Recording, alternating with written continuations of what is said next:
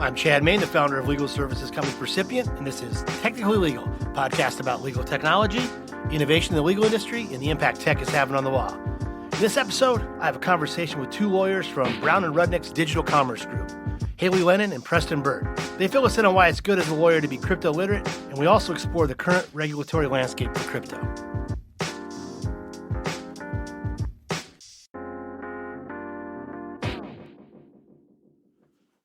If you've been listening to this podcast for a while, you can probably tell that I'm a big believer in blockchain technology, and I think it's really important for people in legal to have a working knowledge of blockchain and crypto concepts.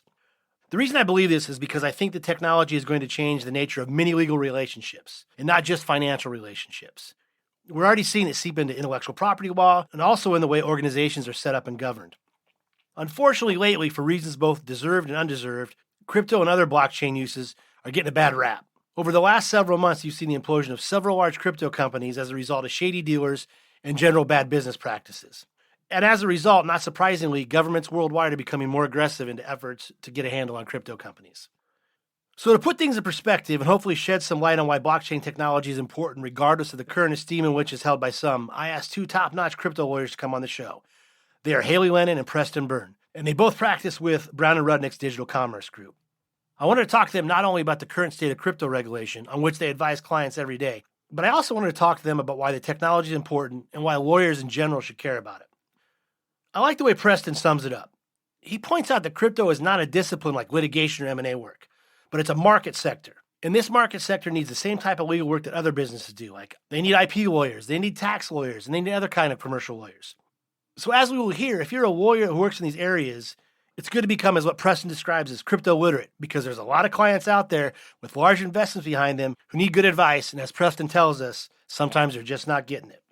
Both Hailey and Preston have deep roots in the crypto world from the early days, and both took a similar path. They both started out at large law firms. They took a little detour and went in-house at crypto and blockchain companies, but they both ended up back in big law. As we will hear, both of them were excited to get back to law firms so they could get a holistic view of the entire industry. A view they couldn't necessarily access when they were in-house because their jobs were solely to help with the company's specific legal needs. So I, as a young attorney, wanted to go in-house. And as a second-year attorney, I went in-house to a company called DollarX that did wholesale currency exchange along the Mexico border. And so I sort of unintentionally fell into this whole world of financial crime, anti-money laundering, OFAC, and the physical transportation of money. And that's when I first got really interested in Bitcoin, because it solves a lot of the friction and problems of, moving physical cash across borders. And so I was fortunate to kind of fall into in-house roles in the crypto space early on. I started at Silvergate Bank, which is a major cryptocurrency bank that is no longer with us as of a few weeks ago. And from there, really sort of had a bird's eye view of the whole industry. And I loved that because as an attorney, I got to see the legal issues that all these different types of crypto companies were dealing with as they were coming to Silvergate to obtain a banking account. I then moved to Bitflyer and Coinbase. But Preston and I have now worked together for 3 years. We have a thriving crypto fintech legal practice. And part of the reason I wanted to go back into the law firm world was to get that bird's eye view again that I had at Silvergate Bank. So I was in-house at Coinbase, and it's an amazing experience, but you only see the issues Coinbase is dealing with. You have one client, that's your client. At our legal practice, we see all of the trends that are happening in the crypto and blockchain areas. And I enjoy having that bird's eye view again. So you said Bitcoin was what got you interested into crypto. What's the first time you heard about it? Like, how'd you get looking into it? I had never really seen the friction of cross-border payments and currency exchange and the transportation of physical currency. And in about 2012, I started hearing more about Bitcoin, mainly from my social circles. Someone I was dating at the time, some friends were talking about it, and read the white paper, and it just kind of spoke to me because, I'm of the generation where the internet came into existence and email and things like that, and I've never seen a technology that sort of advances the way we move money. So that's when I first started hearing about it. And then when Silvergate came along, they sort of said, the same due diligence and anti-money laundering concerns that you have at a company like DollarX that is doing wholesale currency exchange along the Mexico border. That's a lot of the same compliance and legal questions we as a bank are going to need to answer. And so there was just sort of this natural progression into that law having a lot of overlap with traditional finance. And Preston, what's your genesis block? How do you get into the crypto world? There's actually also a dating component. Hailey and I, of course, we both share our dating misadventures with one another. So it actually started with a girl. I had a terrible, awful breakup in 2012, 28 years old. And so I decided after that, I was like, you know what? I'm going to do one thing a year. I'm going to focus on, I was a banking lawyer. And I was like, I'm going to focus on one thing a year that isn't banking law because I know banking law isn't it. And then I'm going to see if that's my thing. So the first year out, I worked on housing policy and housing finance policy in England and Wales, wrote a bunch of papers and articles about it, got pretty well known in the UK housing policy scene. And after a year of that, I was like, okay, that's not my forever. What's next? And then the next thing was, what about this Bitcoin thing? And that was it. It just took. I trained and qualified at a firm called Berwin Leighton Paisner, now Brian Cave. Then I moved to Norton Rose Fulbright, which is a big federal firm with 5,000 lawyers, still friends with everybody there. And one of my supervising partner, a fellow named Sean Murphy, was like, I was like a third-year associate. He's like, Preston, you're really, really good at all of the fun stuff. And you're really rubbish at all of the stuff you're supposed to be doing as an associate. I co-founded the firm's cryptocurrency group and was pushing that. And that was in 2014. What I wound up doing was leaving to do a startup we were one of the first, I think the first DAO in code, and also the first permission blockchain startup in 2014. Did that for a few years. And would you say DAO, distributed autonomous organization? Correct. The idea of a DAO is something that comes up a lot in sort of legal tech circles. It means distributed autonomous organization. The term actually was originated in the year 2013 with a guy named Dan Larimer and Charles Hoskinson. And they called it a distributed autonomous corporation. And the idea was that Bitcoin kind of runs itself as a money system. So why couldn't you have another automated software system running itself to do other things like a corporation or a lending operation or something like that? So they proposed it. We built one of the first ones in 2014. It was May or June of 2014. And then, and then we got a VC ringing us up saying, hey, why don't you turn this into a business? I'll give you $1 million and you can start the company and double your salary. And it's like, yeah, well, that sounds good. See ya. And so left Big Law and did that for a few years, then came back, opened my own practice and just started building a book of crypto clients. So you're both now at Brown Rudnick. You've been there for a year or two, right? Yep. Yep, a little under a year. And so, Hailey, as we talked about before, you're more regulatory focused. Preston, you're more business side, and you work in some other practice. So let's start with you, Hailey. You run into me at a barbecue. I'm asking what type of law you do, what kind of clients you're looking for. Who are they? It's a funny question to get, actually, because there's this misconception by some people that crypto is like the wild, wild west or unregulated. But actually, the companies that are intending to do things the right way and would engage with a law firm like Brown Rudnick are actually super heavily regulated. So if you take an exchange, for example, we'll take Coinbase. I focus on state level money transmitter licenses and the New York BIT license. New York was the first and only state to date that actually created its own crypto Bitcoin license that companies need to obtain to service New York customers. And so when I was in-house at Bitflyer, which was a Japanese exchange looking to expand into the US, I helped them get all those 50 state money transmitter licenses and the BIT license. That's the state level. On the federal level, these companies are dealing with FinCEN, which is under the Treasury that deals with anti-money laundering, OFAC that deals with terrorist sanctions. We have CFTC and SEC that both in their own ways regulate this space in the way that they define certain cryptocurrencies. So if you think of Bitcoin as a commodity, that would be regulated by the CFTC. Other cryptocurrencies, the SEC has said are securities, so they regulate that.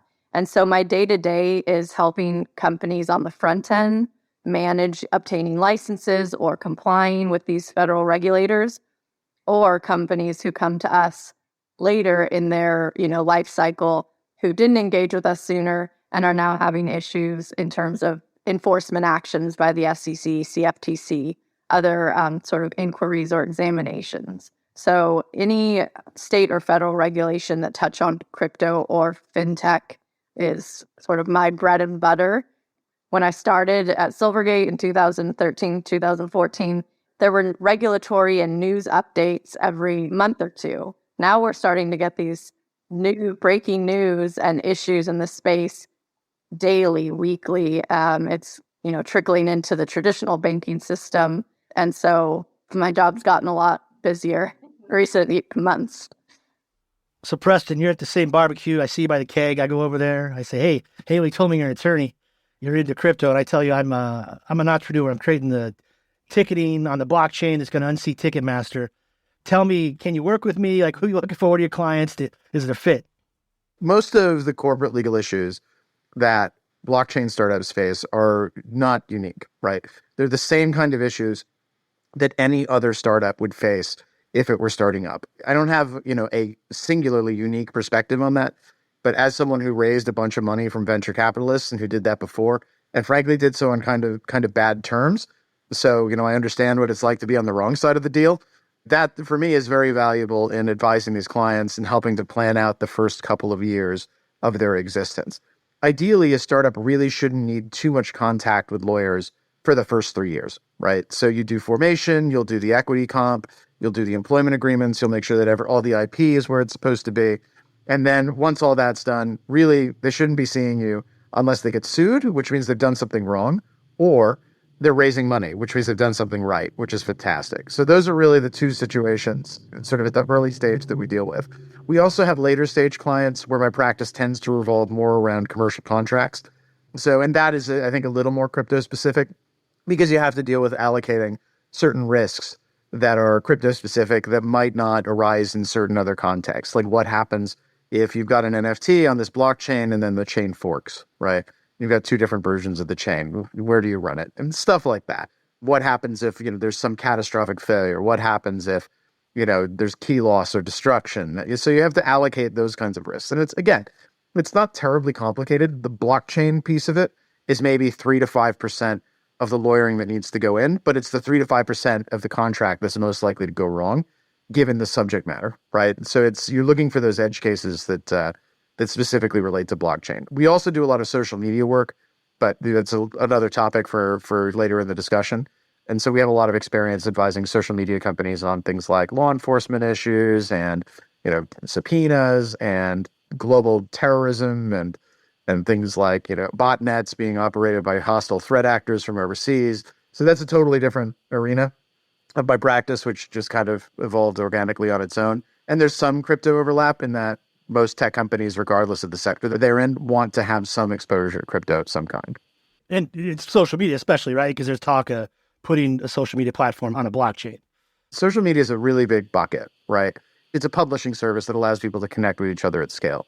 As a consequence, you can convey all kinds of information, reviews about products, offers for sale, that sort of thing. And so it's a logical next step that you'd want to integrate money into that application so that people can talk about without becoming a money transmitter, right? Obviously, you don't want the social media company stepping in and becoming a money transmitter, although we think companies like Twitter, for example, are going to do exactly that, right? So that's what Elon Musk wants to do, is he wants to turn Twitter into something like a WeChat. So he wants to turn it into sort of a Western WeChat, which has everything, right? You don't need to go anywhere else to do anything else. It's Amazon and PayPal and Twitter and Facebook and Gmail all wrapped into one. So yeah, crypto has a social media dimension because of that money component. Money is just, a communication about inputs, pricing inputs, essentially. And it's been a communication tool for a long time. So how we integrate that with other applications is a very, very logical area for crypto startups to look at. So before we get into regulatory nuts and bolts and the state of things with blockchain and crypto right now, why should lawyers care generally? Why should they care about blockchain technology and crypto in general? Why should they care? Because there are clients who are printing huge amounts of money, getting huge amounts of investment, who need good advice, and sometimes they're not getting it.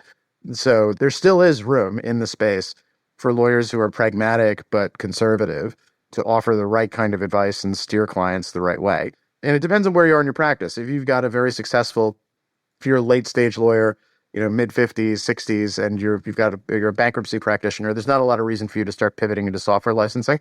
Although there's certainly, a benefit to being crypto literate if you're going to go out and get bankruptcy work. If you're a young lawyer, right, like first 5 years or in law school, there's just so much crypto work out there and it's pervasive, right? Crypto is not a discipline in the sense that litigation or particular subsets of litigation or M&A or licensing are disciplines, right? Crypto is a market sector which has within it a requirement for every single legal discipline there is.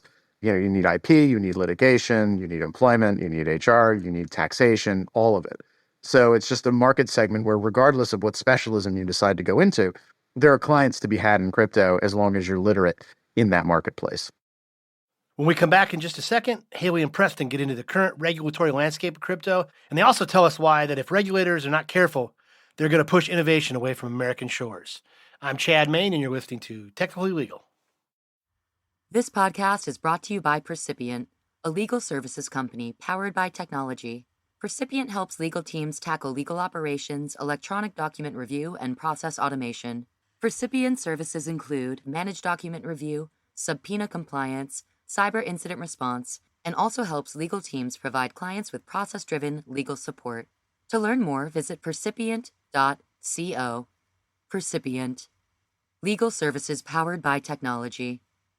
We're going to get back to my conversation with Hailey and Preston in just a second, but before we do, I wanted to let you know if you want to subscribe to the podcast, you can catch us wherever you get podcasts, Apple, Spotify, Google, Stitcher, etc. If you want to get a hold of me, you can find me on LinkedIn, you can find me on Twitter, or email me at cmain@percipient.co. That's CMAIN@percipient.co. All right, let's get back to my conversation with crypto lawyers Hailey Lennon and Preston Byrne. They're just about to get into the current regulatory landscape of crypto and tell us why that if American regulators are not careful how they handle things, they're going to push innovative companies away from America.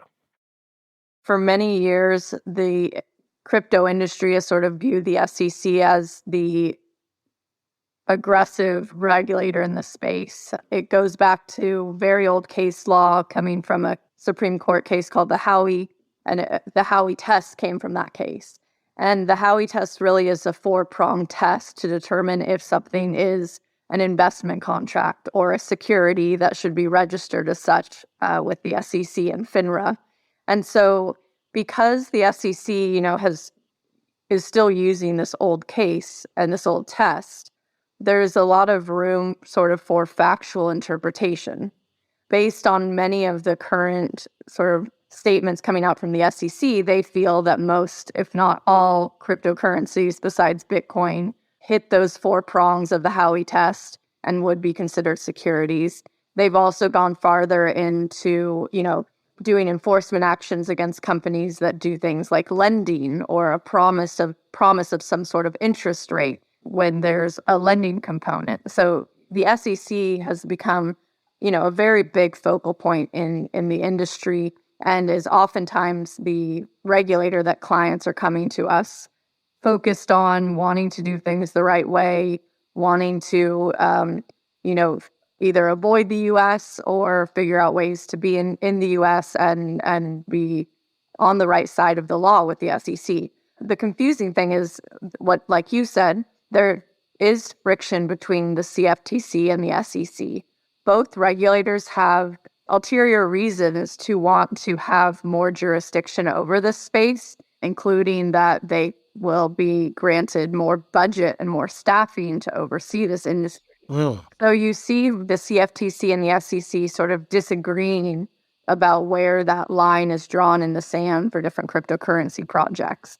And you even see conflicting opinions between those two. So, there was an action by the CFTC this week where they listed a few different cryptocurrencies as commodities.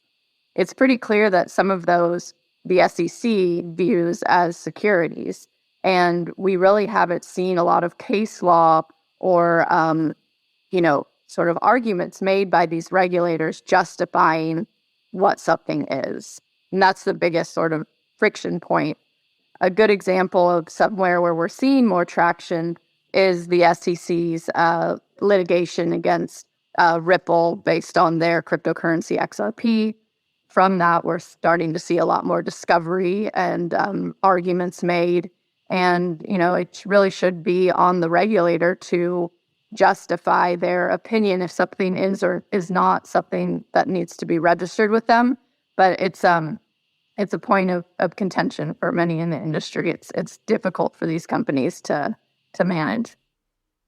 You mentioned the CFTC this week came down with some action. Specifically, there's one against Binance yesterday here in Chicago. And then a couple of weeks ago, the SEC sent a Wells notice to Coinbase. But in the end, aren't both of these agencies asking for the same thing? Like, hey, if you're going to offer this product or service on the market, you need to follow our rules and jump through our hoops. Aren't they both saying that at some level with these actions?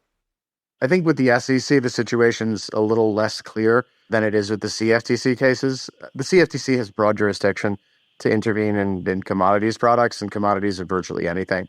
In the case of the SEC, the problem is that they essentially deferred any enforcement and indeed made noises to the effect that crypto tokens, which were launched in the manner of an initial coin offering, much like many of the coins they're going after now, chiefly Ethereum, they said that was totally fine and legit. And that was Bill Hinman back in 2017 gave a big speech out in San Francisco after Andreessen Horowitz blew a lot of smoke up as you know what, saying, listen, listen, I don't think this is security because we have this sufficiently decentralized test, right?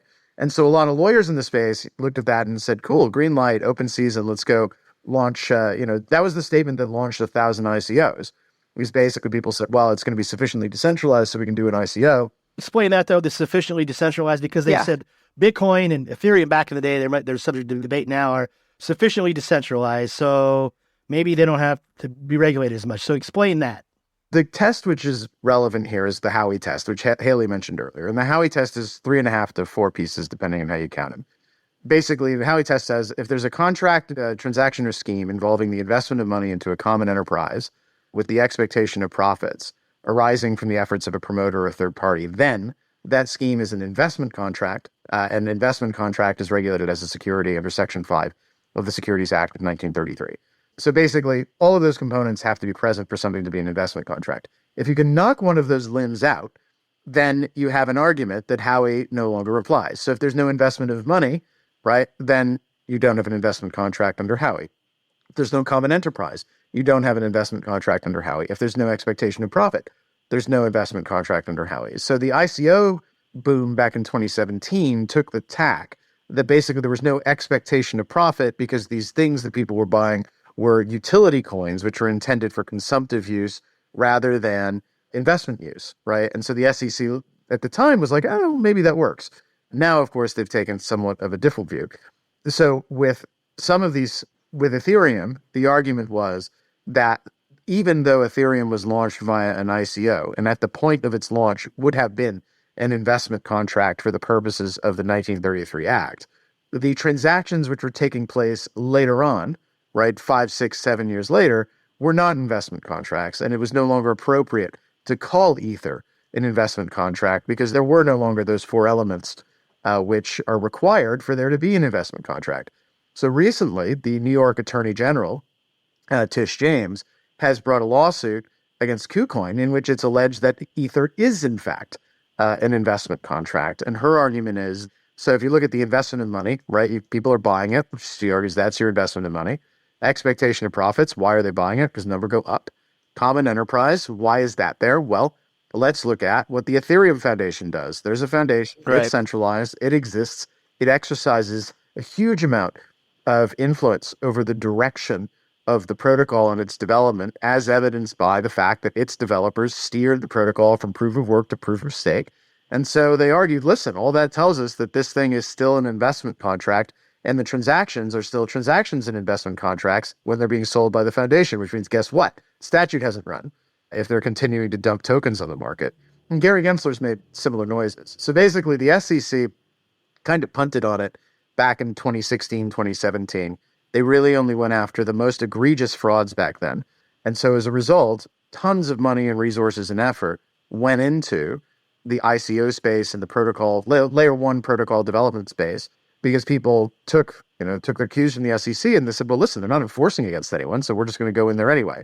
Now the SEC said, actually, we're going to enforce. We're going to go enforce against all of you. We're going to do it as aggressively as possible, and we're going to enforce against the exchanges. And granted, back in 2017, I was one of the people, and Hailey, I think, was somewhat skeptical as well, but we were among the folks. I was really skeptical that ICOs were not securities. I said, listen, it's very, very likely that these things are securities. Just because the regulator isn't saying it doesn't mean it's not true.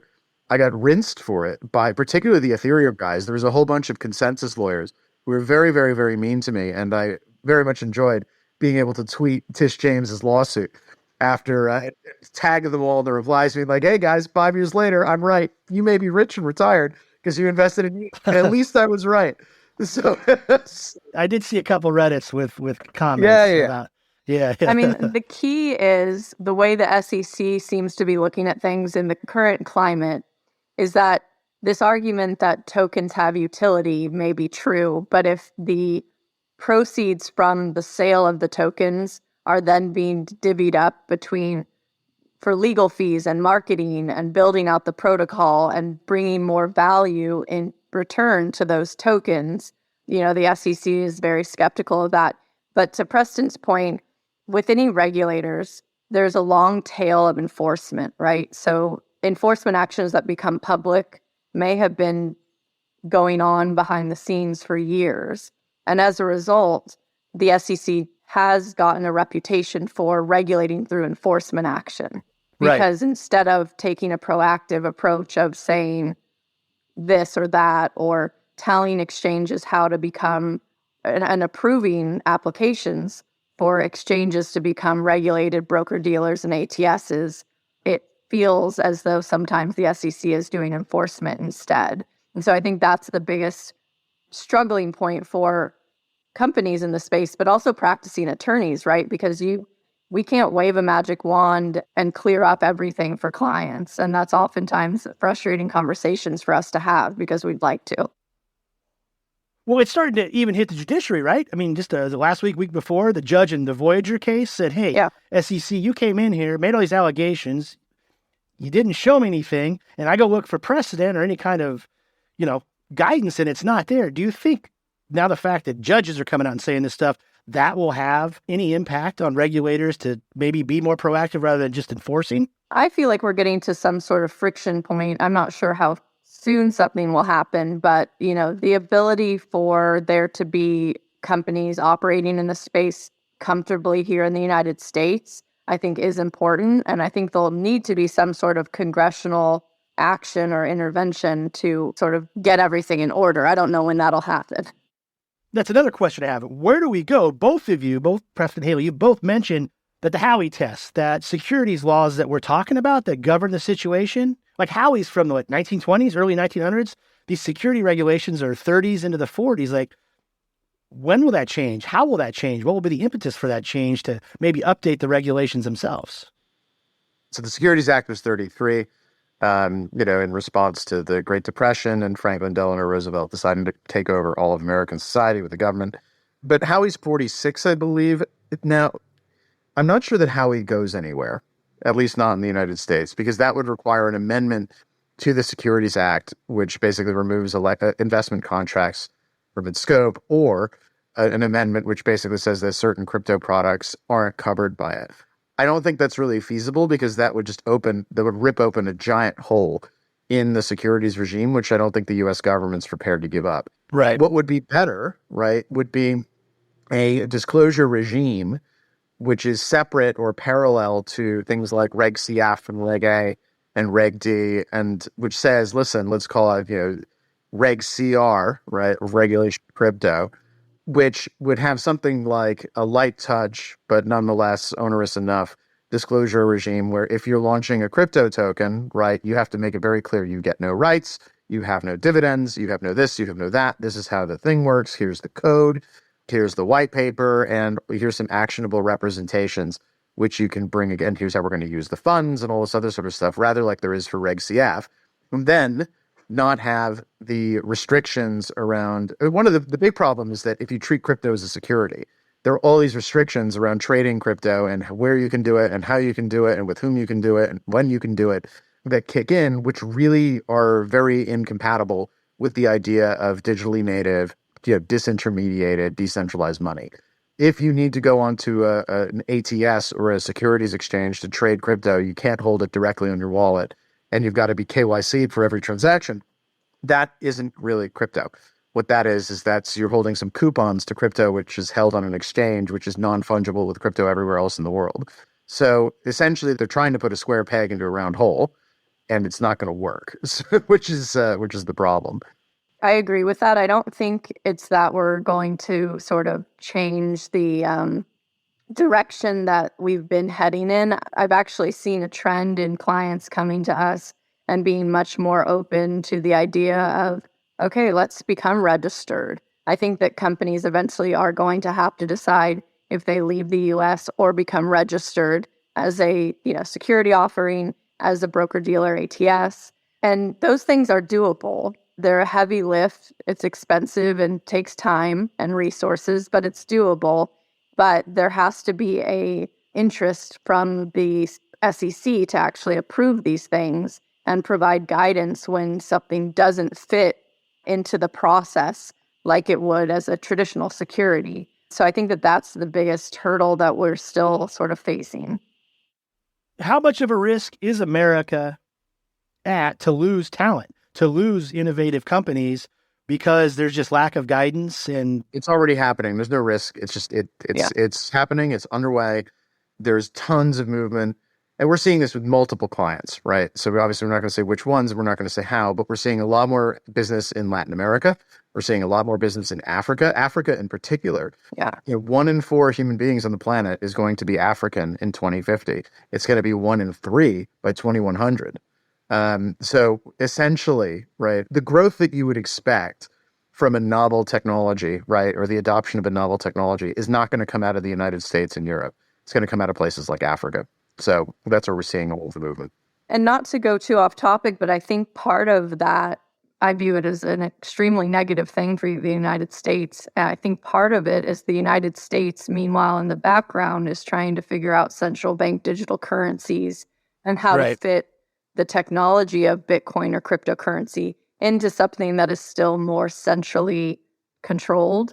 And so, a lot of what's happened, in my opinion, over the last year, the Biden executive order came out tasking different regulatory agencies to go explore the risks and the benefits of cryptocurrency. The reports that have come out seem to focus only on the risks and only on sort of the negative narrative around cryptocurrency. And I do think that that's a shame, because in the United States, I think we value innovation, and a lot of what happens in the traditional banking systems, like the rails are archaic. It takes, 3 to 5 business days and all of this time and friction to move money and do cross-border payments.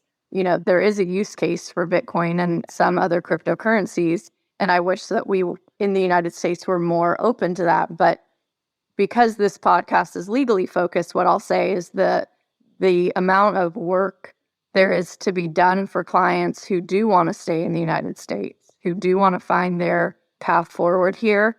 And unfortunately, the companies that potentially did things the wrong way on the front end with other legal counsel and are now dealing with bankruptcies or litigation that is stemming from some of those things. There's a ton of work to be done. And the two things I think that the crypto industry is always looking for are more banking partners and more lawyers. Many lawyers are in-house. And for me, I don't think that I would enjoy being a lawyer if I hadn't found this specific area. It's something that makes me excited every day to work on. And that's great. We need lawyers like you guys. What, lawyers who actually like their jobs? Yeah, exactly. You found us. But it also leads to something else. You touched on it here. Like, isn't it incumbent at some level for the crypto industry, for the blockchain industry, to educate more and to the extent they can all the time? Because, even at the top levels of government, there are people that you can just tell when they speak and talk about crypto and blockchain, they have a profound misunderstanding of the technology. So how do we address that? How do you address the education piece? You don't. I'm a little controversial about that. I don't think you make them. I don't think you tell them to understand. I don't think you get them to learn. I think you force them to understand. And the way that you do that is by building better decentralized tools that can ignore their controls and ignore their ramps and ignore everything in a decentralized way, so that you're not engaged in regulated activity, your users aren't engaged in regulated activity, but the protocol continues to function, and it will ignore any force that the regulator throws at it. That's a very, very difficult. If you're going through the eye of the needle there, it's very, very difficult to thread that. So it's very tough to do. And a lot of people don't do it correctly, right? So they'll say, well, we want to have this decentralized app, but we also want to have a shitcoin, pardon my French, tacked onto the back where we issue ourselves 90% of the supply, right? You're not doing it decentralized then. So if you're doing it Satoshi style, right, or there's some layer 2 companies which are building things which they don't control or contributing code to things that they don't control, I think that those tools will wind up simply by force of adoption. The laws will change and wrap themselves around them because people will be forced to understand. If it turns out that to do business in Africa, you need to have unfettered access to the Lightning Network, guess what? People are going to figure out a way to get unfettered access to the Lightning Network, and the politicians are going to follow. So I'm not a big proponent in getting politicians to write rules. I'm a very big proponent in forcing them to acknowledge that the rules are irrelevant. The only thing I would add to that is I think there's sort of two different groups in the crypto industry that propel the industry forward. And one is the builders, right? The people that keep their head down and are working with attorneys and different company people to weave that needle and to find that right balance. Engagement in DC for me is another aspect. I agree with Preston. You can't force someone to understand or appreciate this technology. I would actually say that a lot of the government officials or regulators that seem to not really get it, they do get it. They just have ulterior motives that are at play behind the scene. Agreed, but some, not naming names, I feel like some of them really don't. Yeah. Really No, don't. I agree. The motive's there. Well, the problem is that, and it's even a problem as, going back to if I walked up to you at a barbecue, half the time I don't immediately tell people what I do, because what comes to mind for regulators, government, and people who don't know anything about this industry is only those headline news, the big scams, the big things that blow up, even the messaging about Bitcoin not being energy efficient. Yeah. These narratives around it only being used by criminals, being anonymous, all those things are what make the headline news, not the great use cases of other countries and the things that are being built in the United States the right way and for the right reasons. And so that's hard, right? Because when regulators have those things to point to, there's a lot of other things they could be looking at. So educating or explaining those aspects, I think, can have some value. One of the terrible things about being a lawyer in private practice is that you can't talk about any of the cool stuff you see. Yeah. Hailey referred to it as the bird's eye view. A friend of mine who went in-house, very, very well-known crypto lawyer who went in-house, I saw him in Dubai a couple of weeks ago, and he was like, so how's private practice? I was like, good. And he's like, you know what, I kind of miss it. I was like, well, what do you miss? He said, I miss the God's eye view, right? Not a bird's eye, but God's eye. Because why? That's another way to say it. You get to see what's going on across 70, 80, 90 different companies, but you're seeing it 3 years ahead of schedule, right? Yeah. Before anybody knows about it. When a company's raising its Series A and it's got 5,000 users, right? It's got so many doublings ahead of it before it's going to become part of the public consciousness. And so one thing that we get to see is we get to see a lot of early movement, right? From, the United States to Africa, the United States to Latin America, development of layer 2 protocols that nobody uses or has heard of, right? So all that kind of stuff is just absolutely amazing, and it's a huge cause for optimism. But of course, the rest of the world, they just look, and all they've heard about is FTX, right? And right. And Celsius and Three Arrows. And so those are the stories which get the headlines. But FTX went down. It was pretty shocking for me when it went down because SBF was so prominent.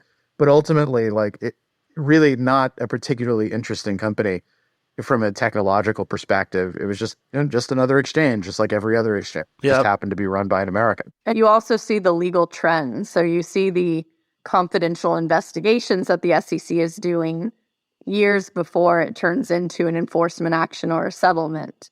And it allows us to give, without sharing client confidence, it gives us the ability to adapt our legal advice for future clients by saying, this is not an area you want to get into. How can we sort of change the offering in a way that is more in line with your goals to do things the right way and stay out of, the bullseye of these regulators, because there's different ways to do that. So I think that that's one of the interesting and exciting things our practice group does. Stephen Pally leads our practice group, and to be able to, all three of us, to be on a call with a client and be able to help them manage what they're trying to do has been really exciting. And like Preston said, some of our clients start off small, and seeing these companies grow with us, in part because of the legal advice and help we're able to provide, is really rewarding to see companies doing things the right way. It also means I'll be able to send my dog to college when they get bigger. Yes. That's still the important thing. That is important. Well, cool. Hailey, Preston, I really appreciate your time. I know you guys are really active on Twitter. So if people want to find you there, where do they go? And also, if they want to learn more about your individual practices, where do you want them to go? Yeah, I'm on Twitter as Hailey Lennon BTC, Hailey Lennon BTC. And Brown Rudnick, our information and bios are on the website. We also have a good overview of our digital commerce practice group there. We would be happy to connect with any listeners. Yeah, and on Twitter, I'm Preston J. Byrne. That's Byrne, Bravo, Yankee, Romeo, November, Echo.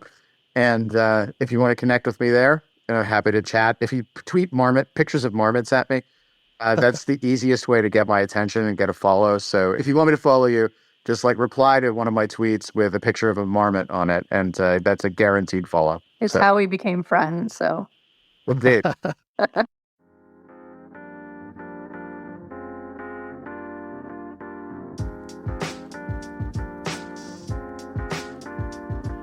Okay, that's a wrap for today's episode. As always, we really appreciate you listening. If you want to subscribe, you can find us on most major podcast platforms like Apple, Spotify, Google, Stitcher, etc. Also, if you like us enough, I hope you leave us a favorable review. Thanks again for listening. Until next time, this has been Technically Legal.